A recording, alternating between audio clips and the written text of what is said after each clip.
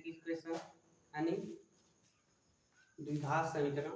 ठीक है, तो द्विघात समीकरण में हमने आपको उसके बारे में बताया था, और यहाँ पर प्रश्नावली एक्सरसाइज के जो प्रश्न है इसमें से भी हमने कुछ प्रश्न आपको बताए थे, एक दो प्रश्न, इसमें ये जांच करना था कि जो इक्वेशन दिए गए हैं वो द्विघात इक्वेशन है कि नहीं है, मतलब इनको डिस्टर्ब करके दे रहा है। अब आपको इसको मानक रूप स्टैंडर्ड फॉर्म में कन्वर्ट करना है, तब पता करके बताइए कि इसकी पावर हाईएस्ट पावर 2 है कि नहीं है। अगर इसका हाईएस्ट पावर 2 है तब तो क्वाड्रेटिक इक्वेशन है, नहीं तो नहीं है। ठीक है, तो उसमें से 3 प्रश्नों को हम सॉल्व कर चुके थे, बट यहाँ पर चौथे प्रश्न से हमने नोट किया। पहले में 5-6 प्रश्न दिए थे, तो जिसमें चौथे प्रश्न 5 और 6, 7 ऐसे नोट किए हैं। ठीक है, इनको हम लोग जांच करेंगे कि यह द्वि पावर का इक्वेशन बनते हैं कि नहीं बनते हैं। ठीक है, चलो इनको यहाँ पर जैसे यहाँ देखो दिया है, यहाँ 2x - 1 और इनमें मल्टीप्लाई करना है x - 3 से। दूसरे साइड में दिए हैं x + 5 और इनका मल्टीप्लाई करना है x - 1 से। अब उसके बाद दोनों का कंबाइन करेंगे और देखेंगे कि यह द्विघात समीकरण के रूप में कन्वर्ट हो पाते हैं कि नहीं हो पाते हैं। ठीक है, अगर सॉल्व करते हैं तो देखो अब यहाँ पर जैसे 2x, हमने तो ये भी बताया था कि अगर आप सॉल्व करने में मतलब असमर्थ हो पाते हैं, मतलब बढ़िया से आप कैलकुलेट नहीं कर पाते हैं, तो क्या करिए, पहले ब्रैकेट के पहले पद को आप नोट करिए और दूसरे ब्रैकेट को नोट कर लीजिए, ऐसे कर लीजिए। उसके बाद पहले ब्रैकेट का जो दूसरा पद है -1, इसको भी नोट किए और ये ब्रैकेट पुनः नोट कर लीजिए ऐसे। ठीक है, दूसरे साइड में आ जाइए, वही प्रक्रिया यहाँ भी अपनानी है, यस, और ब्रैकेट को नोट कर लेंगे, पुनः +5, पुनः ब्रैकेट को नोट कर लेंगे दूसरे वाले को। अब देखो, अब ब्रैकेट टूटेगा तो यह 2x इस x से मल्टीप्लाई करेगा, और x जब x से यानी वेरिएबल नंबर जब वेरिएबल से मल्टीप्लाई करते हैं तो उनके पावर प्लस हो जाते हैं, पावर को बढ़ा दिया जाता है। ठीक है, तो यहाँ 2x जब x से मल्टीप्लाई करेगा तो 2x के पावर, तो इसका 1 है इसका 1 है, यहाँ पर 2 हो गया। अब 2x जब 3 से मल्टीप्लाई करेगा, इनका चिन्ह माइनस है, तो केवल इसके पास तो वेरिएबल है, इसके पास नहीं है, मतलब x नहीं ना है, तो केवल अंकों का गुणा कर लीजिए, 2 3 6, और जिनके पास केवल x है तो x नोट कर लिए। उसके बाद यहाँ आ जाओ, 1 का गुणा x में करना तो -1x, और -1 जब -3 से करेगा तो देखो माइनस माइनस प्लस, और 1 3 जा 3, इधर आ जाओ।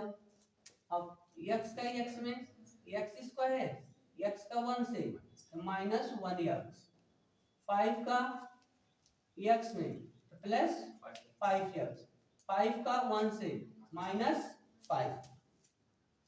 अब देखो पहले यहाँ केवल इक्वल के इस साइड में देखना है, तो यहाँ देखो x का स्क्वायर का फंक्शन है, तो इतना दूरी में कहीं x स्क्वायर का फंक्शन है, नहीं तो दूसरे साइड में देखो, अगर यहाँ 2x स्क्वायर है तो दूसरे साइड में कहीं 2x स्क्वायर है। अगर 2x स्क्वायर होता मतलब सेम होते तो उनको निगलेक्ट कर दिया जाता, कट जाते। ठीक है, लेकिन अगर सेम नहीं रहेंगे तब नहीं काटेंगे। ठीक है, तो यहाँ पर 2x स्क्वायर और -6x और 1x दोनों माइनस में है, तो कितना हो जाएगा, -7x प्लस 3 इक्वल टू, इधर आ जाओ, x स्क्वायर -1x और प्लस 5x, तो यह इसमें माइनस हो जाएगा, तो प्लस 4x माइनस 5। अब देखो बराबर की इस साइड भी क्वाड्रेटिक इक्वेशन है, दूसरे साइड भी है, लेकिन अभी नहीं माना जाएगा, अभी परफेक्टली नहीं, दोनों को एक साइड में करिए, एक साइड में हमारा 0 होना चाहिए। तो अगर इन दोनों को पहले पक्ष में हम ट्रांसफर कर लेते हैं, ऐसे होगा 2x स्क्वायर, और इनको इस साइड में लेंगे तो -x स्क्वायर। ठीक है, अब देखो -7 है ना, -7x, तो इस वाले को इधर लाओ, -4x, यहाँ +3 है ना, तो इसको इधर लाएंगे तो +5, -5 है तो दूसरे पक्ष में आएगा तो प्लस हो गया, इक्वल टू, और ये सुधार में हो गए। अब अंतिम लाइन लिखो, 2x² में एक x² माइनस कर देंगे तो बचेगा एक x² -7x और -4x कितना हो गया -11x। ठीक है, और ये तो दोनों ऐड कर लिया जाएगा 8 बराबर 0। तो इस टाइप के हमको मिल गए। अब यहाँ पर ही कहेंगे कि ये क्या है, द्विघात समीकरण है। यही सॉल्व करना था। हाँ कर या ना कर तेरी मर्जी। तो हाँ कैसे कर देंगे ना कैसे कर देंगे जब तक सॉल्व नहीं करेंगे। ठीक है, तो हम लोग सॉल्व किए तो पता चल गया कि यह एक क्वाड्रेटिक इक्वेशन है। ठीक है, इसी क्रम में अगर इनको सॉल्व करते हैं तो इनको देखो अब यहाँ भी वही प्रोसेस करना है। x अब देखो यहाँ हमने इस वाले एक पद को लिखे थे, पुनः दूसरे को नोट कर लिए थे। अगर वैसा नहीं करते हो डायरेक्ट गुणा करिए x का 2x के साथ, कितना हो गया 2x²। पुनः x का मल्टीप्लाई 1 से करो तो प्लस 1x। अब यह x जो पहले ब्रैकेट का x दूसरे ब्रैकेट के दोनों लोगों से गुणा कर लिया। अब पहले ब्रैकेट का -3 बचा है, यह भी दोनों लोगों से मल्टीप्लाई करेगा। हाउ करते हैं, -3 का 2x करेंगे तो कितना हो गया -6x। -3 1 से करेगा तो -3। दूसरे साइड में आ जाओ, यहाँ पर एक ब्रैकेट है एक बिना ब्रैकेट का है, ये कहीं पर है। तो x जब x से गुणा करेगा तो x² और x 5 से तो 5x। बस ऐसे हो गया। आ जाओ थोड़ा सा शॉर्ट करते हैं, 2x² और x आना है प्लस में और ये क्या है -6x है। तो इसमें हम एक x जमा कर देंगे प्लस कर लेंगे, कितना हो जाएगा। जब हम 1x को इसमें प्लस करेंगे ना तो कितना हो जाएगा -5x। प्लस करने का मान लो एक गड्ढा खोदे हो, गड्ढा में 6 बोरी मिट्टी डालोगे तो गड्ढा प्लेन हो जाएगा। तो चलो गड्ढा के लिए कितने बोरी मिट्टी चाहिए 6 बोरी। तुम्हारे पास 1 बोरी मिट्टी है, डाल दो तो कितना गड्ढा भर गया, 1 बोरी भर गया ना, कितना बाकी है मतलब माइनस में 5 बोरी है, ये मतलब हो गया। यहाँ पर 6x नेगेटिव है, इसमें हम प्लस किए 1x, तभी -5x हो गया। उतना वो जगह कवर कर लिया। -3 = x² + 5x। अब इन दोनों को पहले पक्ष में लाएंगे। पहले पक्ष में लाने का क्या हो जाए, क्योंकि हमको दूसरे पक्ष में 0 चाहिए, क्योंकि ये अगर इक्वेशन है तो दूसरे पक्ष में 0 होना चाहिए। ठीक है, यहाँ 2x² वाले फंक्शन को पहले लिखेंगे, माइनस में हो गया -5x, इनको लाएंगे ये भी -5x और हमारे पास है -3 = 0। अब कितना हो गया बाबू, इसको सॉल्व करेंगे तो यहाँ हो गया x²। 2x में 2x² में x² क्या कर दिए माइनस कर दिए। यहाँ पर -5 -10 और x है तो x लिख देंगे। -3 = 0। ये भी क्या हो गया द्विघात समीकरण। ठीक है, क्वाड्रेटिक इक्वेशन। ठीक है, चलो आ जाओ इनके पास, इनको सॉल्व करते हैं।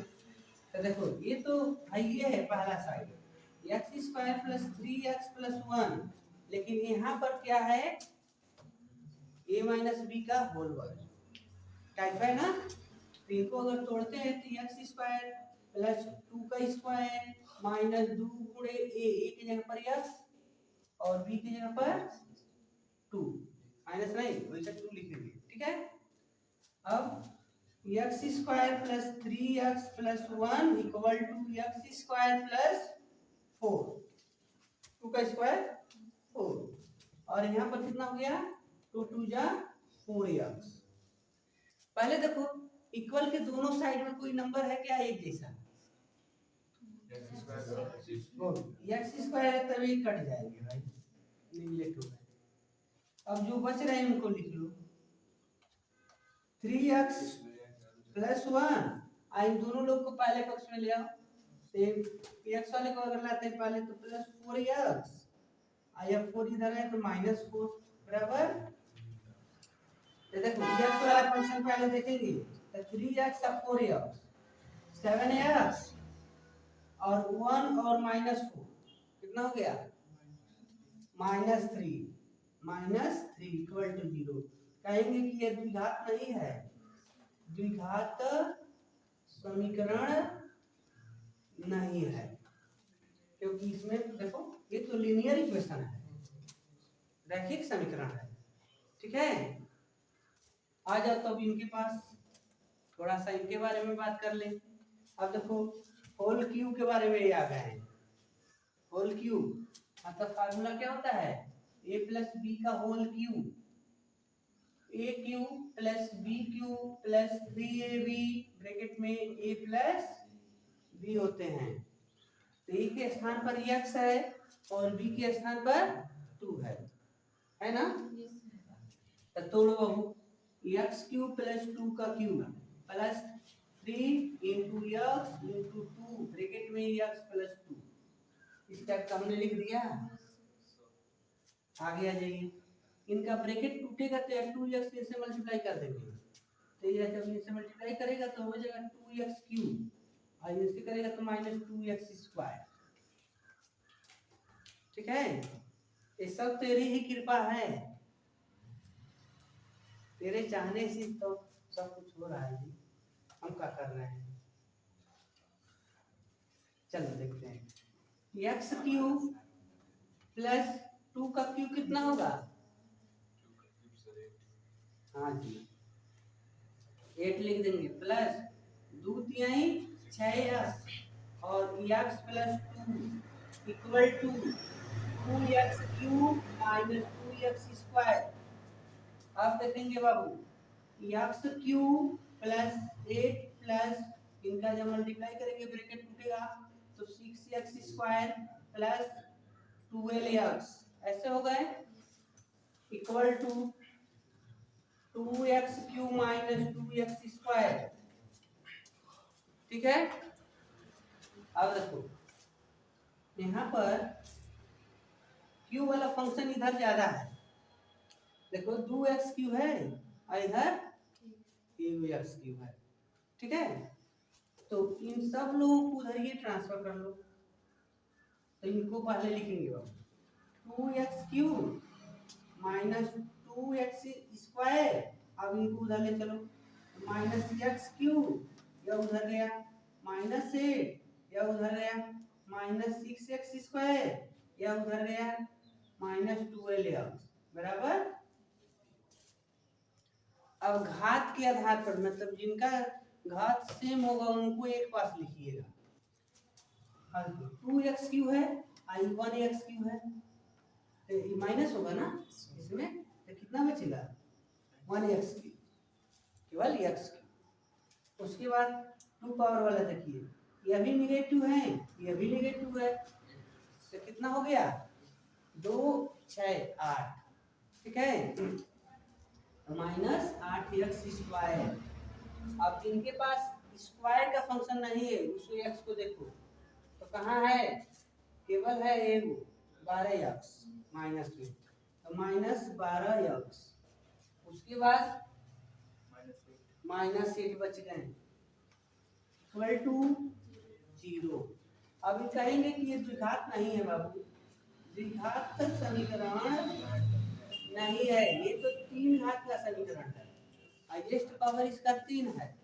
ठीक है, इस तरीके से ये सॉल्व हुआ। एक और है, इसको आप स्वयं सॉल्व करेंगे। ठीक है, तो अगर एग्जाम में ऐसे प्रश्न पूछते हैं, ऐसे तो अक्सर नहीं पूछते हैं, केवल ये तो अभी हम द्विघात समीकरण का चैप्टर पढ़ रहे हैं, तो आपको ये दिखा रहा है कि अगर द्विघात की जांच करनी हो, आपको ऐसे इस टाइप के प्रश्न दे देते हैं, तो कैसे जानेंगे कि द्विघात है कि नहीं है।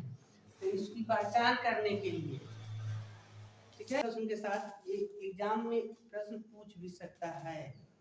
ठीक है, इस टाइप के एक प्रश्न पूछे जाते हैं एग्जाम में।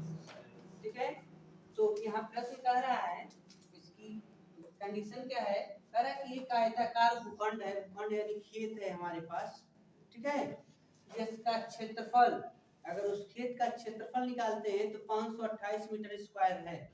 जबकि प्रश्न कह रहा है कि उसकी लंबाई, उस खेत की लंबाई जो है चौड़ाई के 2 गुने से 1 मीटर अधिक है। जितना चौड़ाई होगा उससे 2 गुना लंबाई होगी और अभी 1 मीटर और अधिक होगी। तो बताओ उसकी लंबाई और चौड़ाई कितना है, ये बात पूछा गया है। मतलब समझो, जैसे यहाँ पर एक खेत क्या मान लो एरिया हमने बना दिया आयताकार, आयताकार भूखंड दिया है ना, आयत के समान, जिसमें लंबाई और चौड़ाई होती है। तो कह रहे हैं कि इसकी जो चौड़ाई है, चलो चौड़ाई हमने ले लिया x, तो प्रश्न कह रहा है कि लंबाई चौड़ाई के 2 गुने से, तो जितना चौड़ाई होगा उसका पहले 2 गुना करो, तो 2 गुना हमने कर दिया 2x लंबाई बनाने के लिए, तो 2x जो गुने से 1 अधिक है, तो इसमें 1 प्लस कर लो, तो यह हो गया लंबाई। ठीक है, ये आपका हो गया भूखंड, प्लाट जो है आपका A B C D। ठीक है, तो यहाँ देखो, यहाँ लिखेंगे सॉल्व करते समय,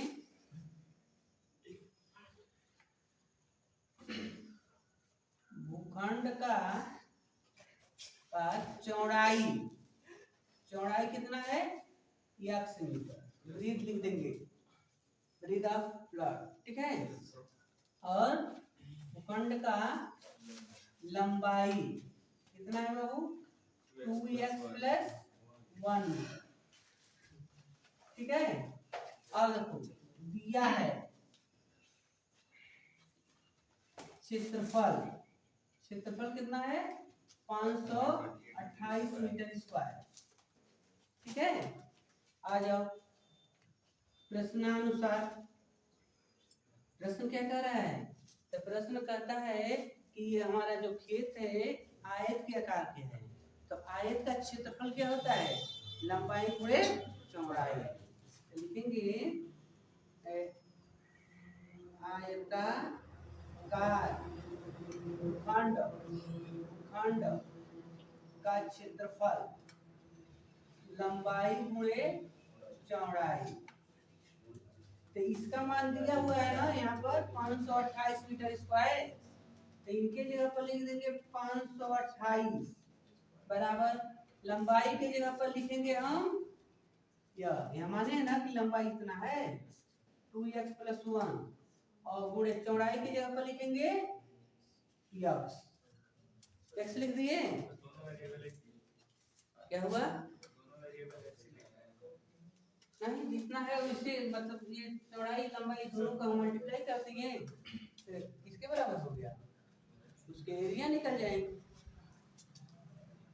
528 मल्टीप्लाई करो बाबू इसका, इसमें 2x स्क्वायर प्लस x, तो इनको इधर ये ट्रांसफर करो, एक साइड में 0 ना हमको चाहिए, कहोगे कि इसको क्यों नहीं इधर लाते हैं, तो जब इसको इधर लाएंगे तो x स्क्वायर वाला फंक्शन निगेटिव हो जाएगा, जबकि हमको निगेटिव नहीं चाहिए, तो इनको जब इधर ले जाएंगे तो 2x square plus x minus 528 बराबर 0।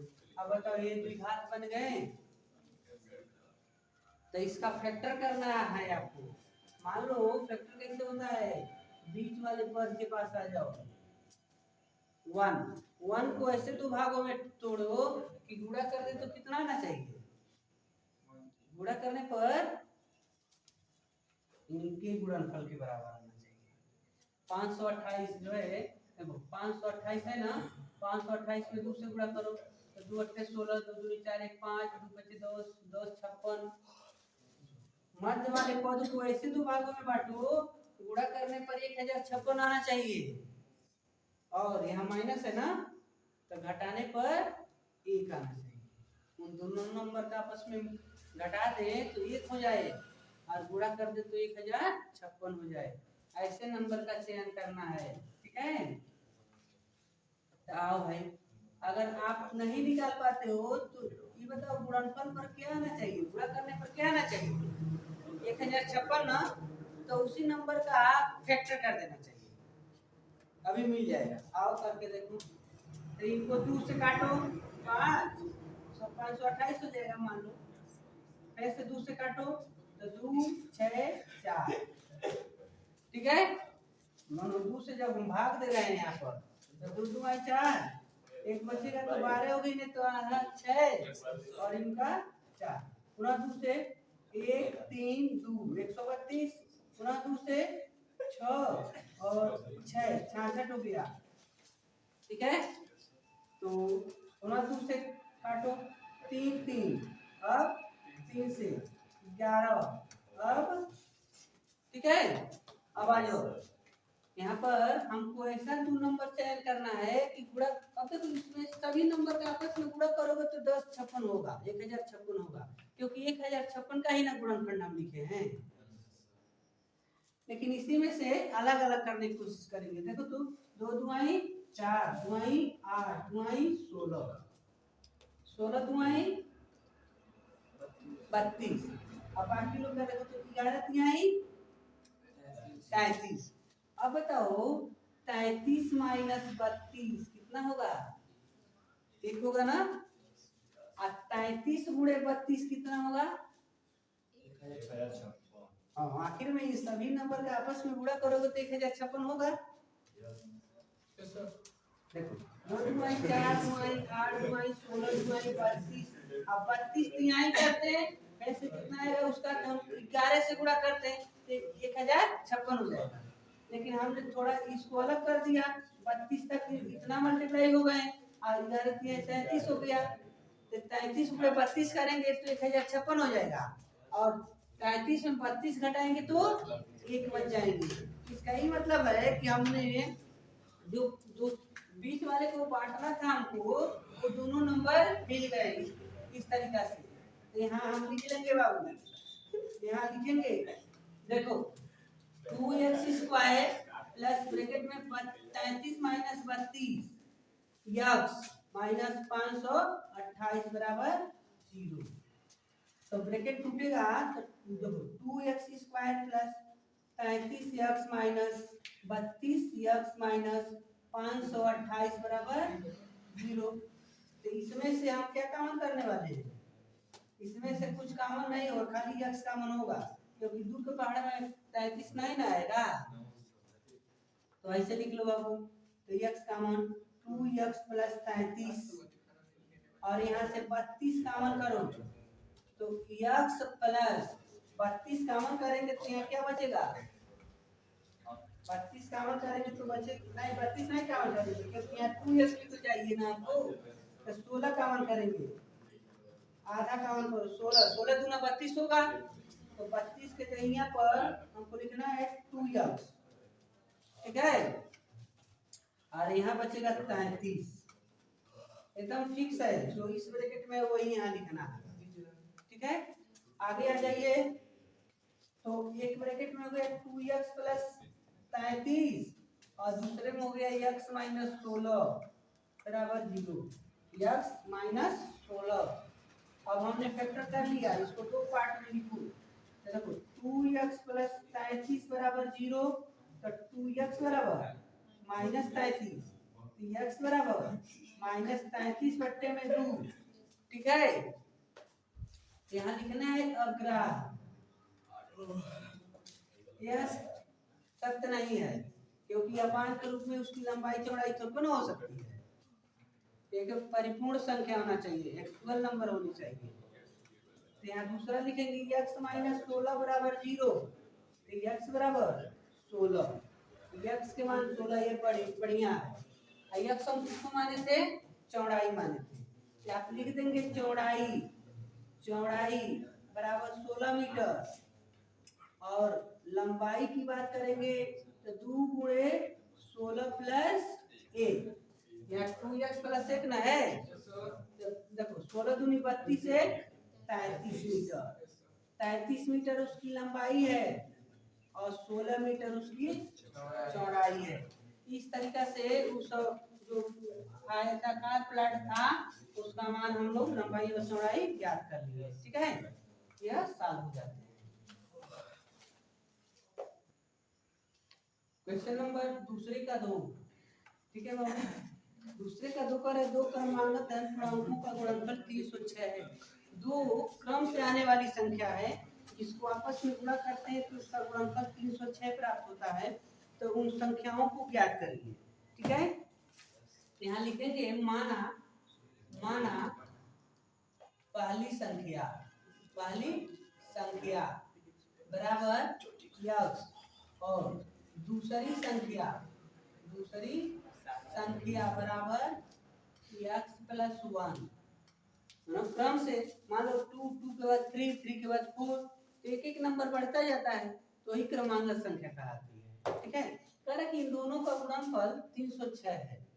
ठीक है, प्रश्नानुसार यक्स में जब हम यक्स प्लस 1 से गुणा कर रहे हैं इसका मान 306 हो जाता है। तो बताना है कि वो दोनों कौन संख्या है। ठीक है, तो चलो करके देखो। यक्स का यक्स में यक्स बराबर 306 इनको इधर लाओ, तो x square plus x minus 306 बराबर 0। ये बन गए द्विघात संख्या। अब देखो बीच में कौन सा नंबर आ गया, एक को ऐसे दो भागों में बांटो, गुणा कर दे तो 306 हो जाए और घटा दे तो 1 हो जाए। लेकिन हमको पता नहीं है कि वो कौन सी संख्या है, तो इसलिए हम क्या करेंगे, इसका फैक्टर करेंगे 306 का। तो आधा करो इसका 2 से, तो 1 5 3। ठीक है, और 153 हो गया। 153 भाई किसके पहाड़ा में आता है, 17 के पहाड़ा में आएगा। हाँ ये 3 से भी, ठीक है 3 से भी काट दो, 3 बचे और 3 एकम, ऐसे 3 से 17 राउंड में। ठीक है, 17 से, ठीक है। अब देखो 2 3 6 6 3 18, 17 बटे बना हो। 18 माइनस 17 बराबर 1 भी बचेगा। 18 गुणे 17 करोगे तो 306 भी हो जाएंगे। तो इसलिए आप लिखेंगे एक्स स्क्वायर प्लस ब्रैकेट में 18 माइनस 17 बाहर एक्स माइनस 306 बराबर 0। तो देखो x square plus 18 x minus 17 x minus 306 बराबर 0। इसमें से एक्स कॉमन, तो एक्स प्लस 18 और यहाँ से 17 कॉमन नेगेटिव में, तो यहाँ भी एक्स प्लस 18 हो जाएगा। तो एक में एक्स प्लस 18 और दूसरे में एक्स माइनस 17 यह बराबर 0। तो दो पार्ट बन गए ना। आ जाओ यहाँ लिखते हैं अलग अलग। एक्स प्लस 18 बराबर 0, तो एक्स बराबर माइनस 18, तो इसको हमको नहीं लेना है। दूसरा है एक्स माइनस 17 बराबर 0, तो एक्स बराबर प्लस 17, यही सही है। तो देखो पहली संख्या एक्स था ना, एक्स के मान 17 लिखेंगे। पहली संख्या बराबर 17 और दूसरी संख्या, तो दूसरी संख्या ये बताओ एक्स में एक जोड़े थे, तो एक्स के मान 17 है तो एक जोड़ लो 18। यही दोनों संख्या है जिनका गुणनफल 306 है और दोनों संख्या क्रमांगत संख्या है। इस तरीके से टेस्ट सॉल्व हो जाते हैं। अगर ये वीडियो आपको अच्छा लगे तो लाइक जरूर करिए, चैनल पर नए होंगे तो सब्सक्राइब जरूर करिएगा और शेयर भी कर लो यार, तुम्हें कोनो तो खर्च ना भी हो मेहनत। दूसरे का थे रोहन की माँ, रोहन कह रहा है कि रोहन की माँ रोहन से 26 वर्ष बड़ी है। अगर रोहन 5 वर्ष का होगा तो उसकी माँ कितनी वर्ष की होगी, यानी 31 वर्ष की। ठीक है, अगर रोहन 10 वर्ष का होगा तो उसकी मम्मी 10 में आप 26 प्लस कर लेंगे, 36 वर्ष की हो जाएगी। यानी रोहन जितना वर्ष का होगा उसमें आपको 26 प्लस करना है। मतलब रोहन की माँ 26 वर्ष की थी तब रोहन पैदा हुआ। ठीक है, तो इसलिए रोहन की आयु से रोहन की माँ 26 वर्ष बड़ी है। तो कह रहा है कि अगर देखा जाए 3 वर्ष के बाद 3 वर्ष के बाद रोहन जितने वर्ष का हो जाता है, रोहन की माँ जितने वर्ष की है, उन दोनों की उम्र को आपस में गुणा कर दें तो उनका गुणनफल 360 हो जाता है। ठीक है, तो हमको रोहन की वर्तमान आयु की गणना करनी है, यानी रोहन आज कितने वर्ष का है यह पता लगाना है। ठीक है, देखो तो आप कहेंगे क्या, तो प्रश्न ही कहा है ना कि रोहन की वर्तमान आयु की गणना कीजिए, यानी जिसकी वर्तमान आयु पूछे आप उसी को क्या करना चाहिए, स्टेटमेंट लिखते समय आप लिखेंगे माना, यानी आप उसको मानने का काम करेंगे। ठीक है, एक्स वाई जेड आप अपने सुविधा अनुसार कोई भी वेरिएबल नंबर रख सकते हैं। ठीक है, हम लिख रहे हैं कि माना रोहन की वर्तमान आयु मतलब आज रोहन कितने वर्ष का है, x वर्ष का है। रोहन आज x वर्ष का है। ठीक है, अब कह रहा है कि उसकी माँ रोहन से 26 वर्ष बड़ी है, तो रोहन की माँ का भी उम्र लिखेंगे। रोहन की माँ की वर्तमान आयु, रोहन की माँ का वर्तमान आयु। अब बताओ आज रोहन जितना वर्ष का भी है उससे 26 वर्ष बड़ी उसकी माँ है। आज रोहन x वर्ष का है तो उसकी माँ x प्लस 26 वर्ष की है। ठीक है, रोहन की उम्र में हम 26 प्लस कर दिए तो उसके माँ की उम्र पता चल गया। ठीक है, लेकिन कहानी ही समाप्त नहीं हो रही है। प्रश्न कह रहा है, लिखेंगे प्रश्नानुसार, कह रहा है अगर 3 वर्ष के बाद की बात करें तो बताओ 3 वर्ष बाद रोहन की उम्र कितनी होगी। 3 वर्ष बाद रोहन की आयु आज रोहन x वर्ष का है तो 3 वर्ष बाद रोहन कितने वर्ष का होगा, यानी 3 प्लस कर लो। ठीक है, अगर आज तुम 15 वर्ष का हो तो 3 वर्ष के बाद 18 का हो जाओगे। ठीक है, तो ही x में हमने 3 प्लस कर दिया, 3 वर्ष के बाद रोहन x प्लस 3 वर्ष का हो जाता है। और 3 वर्ष के बाद रोहन की माँ की आयु कितनी हो जाएगी बताओ। 3 वर्ष के बाद रोहन की माँ, इसमें 3 जोड़ लो, x प्लस 29 वर्ष की हो जाएगी। रोहन की माँ x प्लस 29 वर्ष की हो जा रही है। ठीक है, तो अब प्रश्नानुसार यानी प्रश्न के मुताबिक अगर देखा जाए तो देखो तो प्रश्नानुसार की बात हुई है, तो प्रश्न के मुताबिक यानी 3 वर्ष के बाद दोनों के उम्र का गुणनफल 360 है। ठीक है, यानी इनको इनमें गुणा करते हैं, यानी x प्लस 3 का गुणा करते हैं x प्लस 29 में, तो यह 360 होता है गुणनफल, प्रश्न में दिया हुआ है।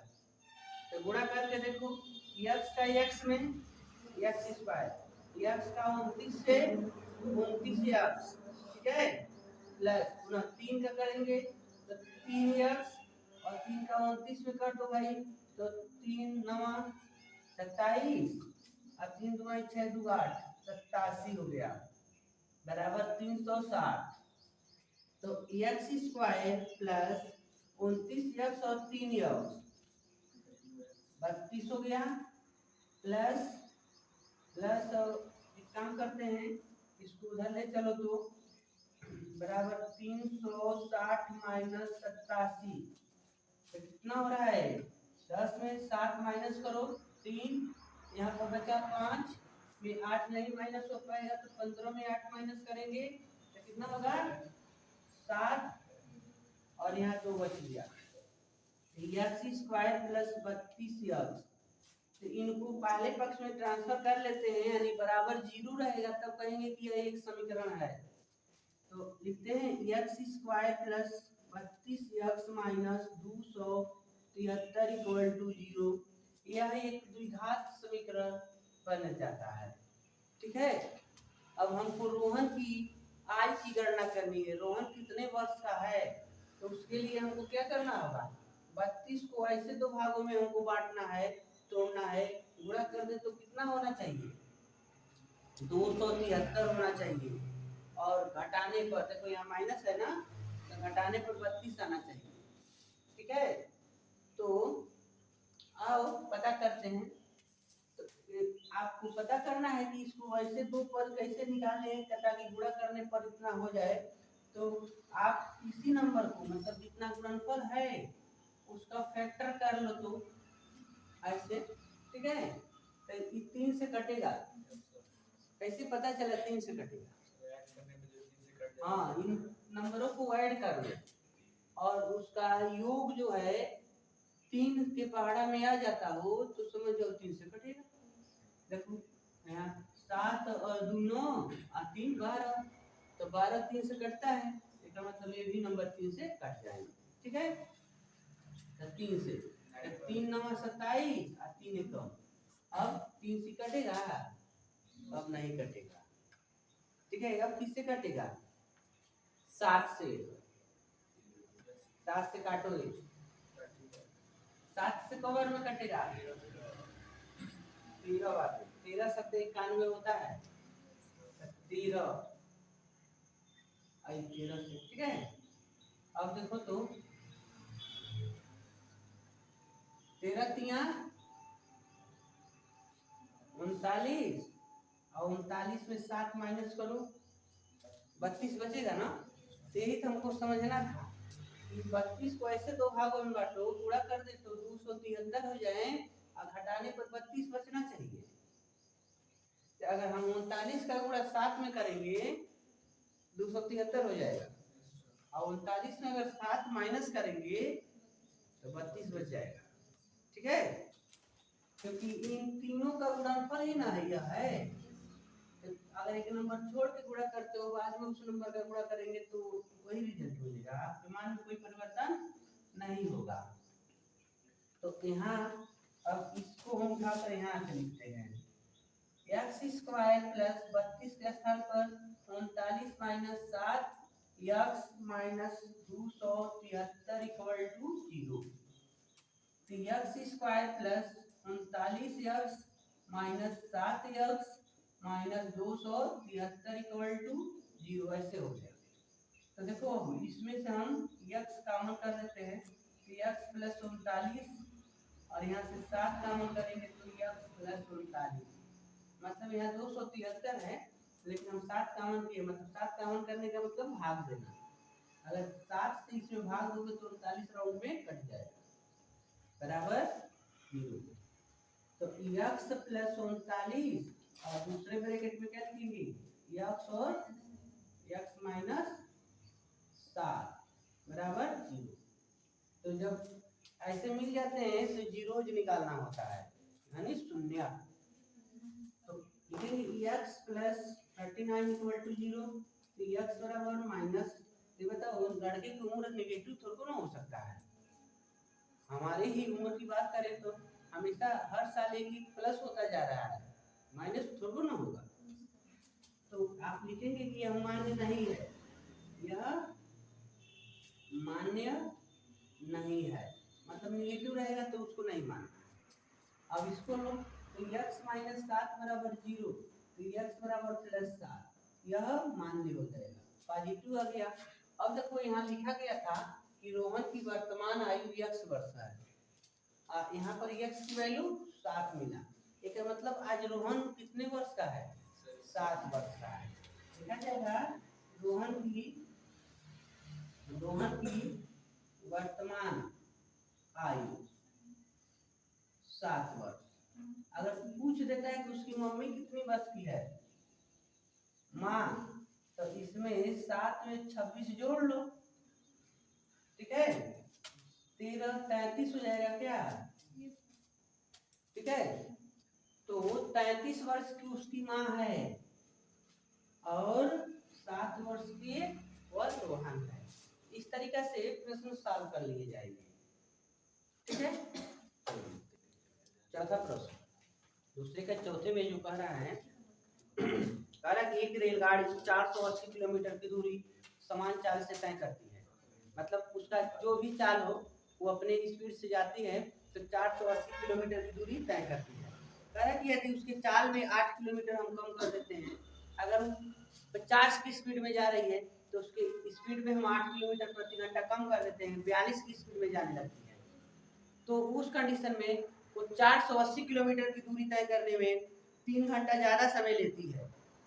तो आपको ये बताना है कि उस गाड़ी की सामान्य चाल है क्या, किस स्पीड से वो गाड़ी दौड़ रही है, ताकि उसके स्पीड में हम 8 किलोमीटर प्रति घंटा कम करते हैं तो उसकी टाइमिंग बढ़ जाती है, 3 घंटा बढ़ जाती है, ठीक है। तो इसके लिए देखो यही ना पूछ रहा है कि उसकी सामान्य चाल की गणना कीजिए, तो हम वही मान लेंगे बाबू। लिखेंगे कि माना रेलगाड़ी की सामान्य चाल इक्वल टू x किलोमीटर प्रति आवर, ठीक है। और ये बताओ ये गाड़ी कितना दूरी चलने वाली है, दूरी प्रश्न में दिया है ना 480 किलोमीटर। अगर ये बताओ अगर x की रफ्तार से गाड़ी जाती है तो 480 किलोमीटर की दूरी तय करने में कितना समय लेगी, तो समय ना हमको निकालना है। तो इसे हम सूत्र क्या जानते हैं बाबू, सूत्र जानते हैं चाल बराबर दूरी बट्टे में समय।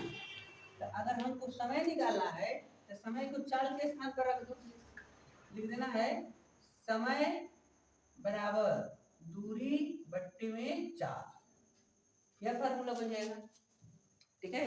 तो हमको समय की गणना करनी है क्योंकि हमको चाल पता है, दूरी पता है, समय नहीं पता है, ठीक है। तो समय को हम लिख देते हैं t1 यानी पहला समय, जब गाड़ी समान चाल से चल रही थी तो 480 किलोमीटर की दूरी देखा जाए कितना समय में चल देती है।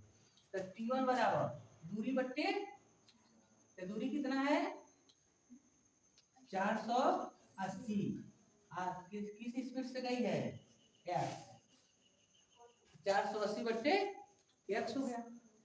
यह क्या है, समय है ना भाई, अब समय ना निकालें, लिख दो एक घंटा, यानी 480 किलोमीटर जाने में उसको कितना टाइम लगा, तो कहोगे 480 बट्टे x, 480 बट्टे, मान लो अगर x का मान हमको पता रहता तो हम इसे भाग दे देते तो पता मानो एक्चुअल नंबर निकल जाता ना कि 10 घंटा 5 घंटा 20 घंटा ऐसे पता चल जाता, लेकिन x की वैल्यू हमको नहीं पता है, तो इसको आप ऐसे रखिए।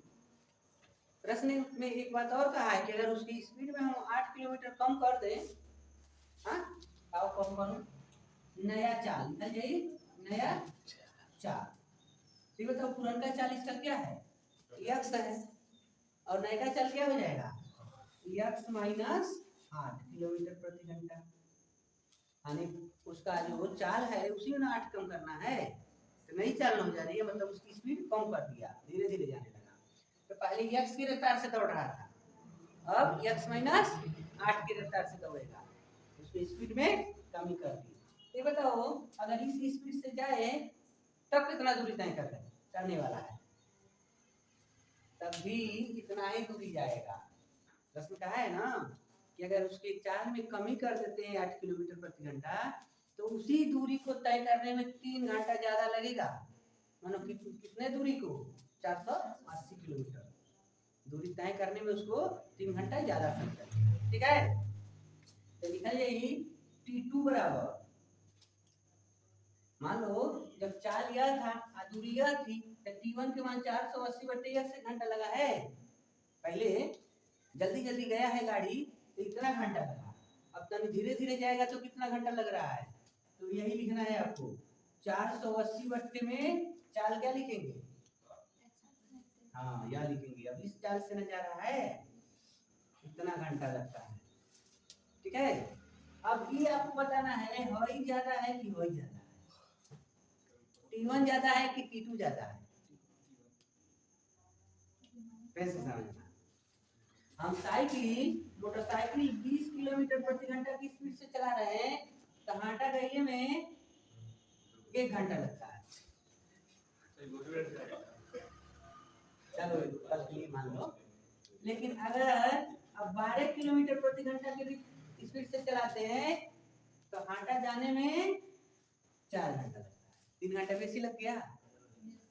यही तो बच्चे समझा रहा है कि जब x की स्पीड से जाता है तो इतना घंटा लगा, आज जब इसमें हम 8 किलोमीटर कम कर दिए, स्पीड उसका हो गया x माइनस 8 किलोमीटर प्रति घंटा, तो 3 घंटा बेसी लगेगा। तो इतना घंटा ना लगा, ये बताओ 3 घंटा बेसी है ही है कि वही है? है ना, ज्यादा है ना, समय ज्यादा है। इसका स्पीड कम है तो टाइम ज्यादा, स्पीड ज्यादा करोगे तो टाइम कम। ध्यान दो कि अगर आपकी बाइक की स्पीड ज्यादा है तो कम ही समय में अधिक दूरी तय कर लोगे, अगर बाइक की स्पीड कम है तो ज्यादा टाइम लगेगा उसी दूरी को तय करने में। तो उस रेल की स्पीड x थी तो 480 किलोमीटर दूरी तय करने में 480 बटे x घंटा लगता है, लेकिन उसके स्पीड में हम 8 किलोमीटर प्रति घंटा कम कर दिए तो उसके टाइमिंग में ज्यादा हो जाएगा। ठीक है, तो 3 घंटा है ना ज्यादा है, आज 3 घंटा कम है। तो अगर ये में हम 3 जोड़ ले तो इसके बराबर हो जाएगा। T1 T2 के बराबर नहीं है, इस बात को मान रहे हो? यहाँ समझ लो, हाटा जाने में हमको 1 घंटा लगा, स्पीड हमारी कम हो गई तो 4 घंटा लगा। ये दोनों बराबर कब होगा? जब इनमें हम 3 जोड़ लेंगे तब ना। तो ही काम, अब इस स्पीड से जाते हैं तो इतना घंटा कम में टाइम लगता है, इस स्पीड से जाते हैं तो इतना घंटा यानी 3 घंटा बेसी लगता है। ये बताओ T1 T2 के बराबर है तो किसमें कितना जोड़ेंगे तो बराबर हो जाइए? हम T1 में 3 जोड़ लेंगे, 3 घंटा ना ज्यादा लगा है, 3 घंटा ज्यादा है ना, यानी इसमें 3 घंटा ज्यादा है, 3 घंटा कम है, तो जब कम है उनमें 3 प्लस कर लो, ये दोनों क्या हो गए? बराबर हो गए। T1 के मान क्या है? या वैसे हम इसको उधर कर दें, इसको इधर कर सकते हैं, यानी T1 माइनस T2 बराबर -3 है ना। इस टाइम को इधर ला दिए, आई प्लस था तो इधर कर दिए, माइनस कर दिए। ठीक है, तो T1 का मान कितना है? T1 का मान है 480 बट्टे में x माइनस T2 का मान है 480 बट्टे में x माइनस 8 बराबर -3। अब तो ऊपर 480 दूर में कॉमन कर दें, 1 बट्टे x, अब 1 बट्टे x माइनस 8 लिख सकते हैं। ऐसे काम कर दिए ताकि अब गुणा कराएंगे कई बार परेशानी होगी, एक बार गुणा होगा। अब देखो दोनों का हर बराबर है नहीं है, तो जब हर नहीं बराबर है तो क्रॉस गुणा करते हैं, मतलब x माइनस 1 का गुणा इस 1 से करेंगे। देखो 480 ब्रैकेट में x माइनस 8 जैसे माइनस या इससे गुणा करेंगे तो x, नीचे x इनसे गुणा करेंगे x स्क्वायर माइनस 8x बराबर माइनस। अब देखो x से है x कट गया तो 480 गुणे -8 ऊपर बचे -8 और ये नीचे का फंक्शन है ना, तो जाकर -3 से क्या कर लेगा, तो -3 के साथ x स्क्वायर माइनस 8x गुणा कर लेंगे। यहाँ हम चाहें तो गुणा कराएं, 8 सुना 0 और 8 अठाई 64, 8 चौको 32 और 6 जोड़ लेना है ना, 32 में 6 प्लस करना है तो हो जाएगा 38, माइनस था तो यहाँ माइनस यूज करना है। ठीक है, इधर आ जाओ, -3x स्क्वायर और 3 बटे 24। देखो या दोनों हो या वैसे बाबू अगर पूरा ना किए होते तो 3 से तो 48 कट गया होता ना, छोटा कर ले। हाँ 3 अगर यहाँ से हटा दें और ये आकर -3 यहाँ पर भाग देना शुरू कर दें, इस साइड में आ जाए, इधर से इस साइड में आ जाए, कोई दिक्कत? देखो इस माइनस से माइनस और इस 3 से 48 का वर्ग कटेगा 16 राउंड में, 16 का पहाड़ा पढ़ो तो 3 48 3 बार में कट गया, आई 0 को उठा कर यहाँ रख लो, ठीक है? तो कितना हो गया भाई 16 गुणे यानी 160 गुणे 8 बराबर x² माइनस 8x। तो गुणा कर लो, गुणा करके उधर ट्रांसफर कर देना, तो इधर x² माइनस 8x माइनस ये उधर जाएगा तो माइनस होगा ना, कितना होगा 16 बट्टा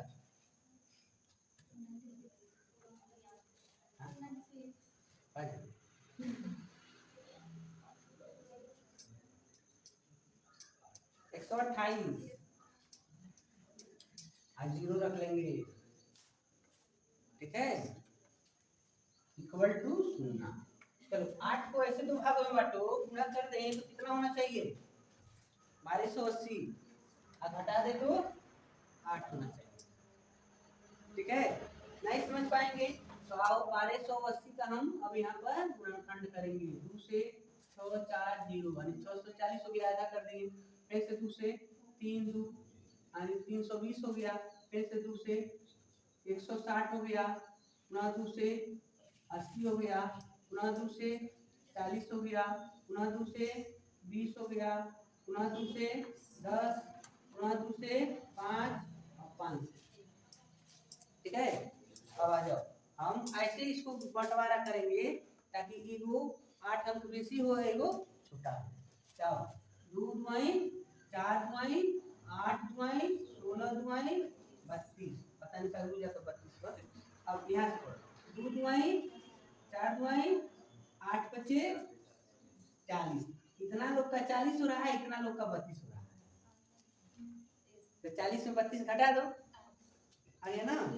आप 32 और 40 गुणा करोगे तो 1280 निकाय से हम इन्हीं लोग का फैक्टर में कितना पूरा कर रहे हैं, आप